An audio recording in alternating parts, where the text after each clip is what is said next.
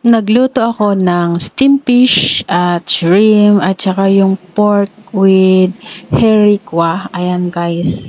So let's start cook. Ayan guys. Ang sarap tsaka itong choy sam. Ayan. For dish yung niluto ko. For dinner sa tuwing Sabado guys. Yan.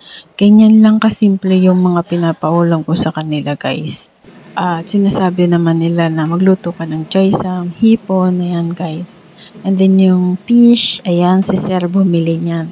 So, ang binili ko lang dito yung chicken at saka yung pork. Hindi ko na na-video yung chicken kasi yung chicken ay whole chicken yan guys.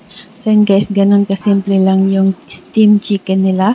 Binubuhusan ng kumukulong mantika. Ayan guys, sa ibabaw at nilalagyan ng toyo. Okay na, 15 minutes lang yan na steam guys. So yun guys, I hope you like this video. Please give me thumbs up, like, share, and comment down below. Miss Ayusin here, thanks for watching and God bless. I love you all.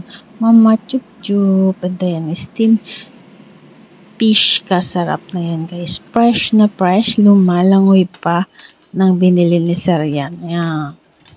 Luto na. Ready to serve. Ayan ang sarap. Yummy. Thanks for watching. God bless. Ayan, ang sarap-sarap ng ulam nila. Ayan, ang ulam ko naman dito ay tinolang manok with malunggay. Yummy. Fresh na fresh din yung hipon guys at yung choy sam. Ginisa ko lang yan ng may bawang. Ayan. Tapos yung pork chop.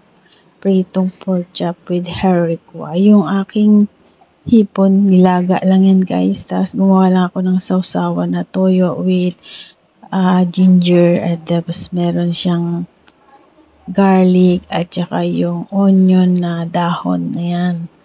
Dahon na spring onion. Yun. Okay na. Swak na yung ating pang-ulam nila. Yummy, yummy. Thanks for watching. Ayan. Sa mga walang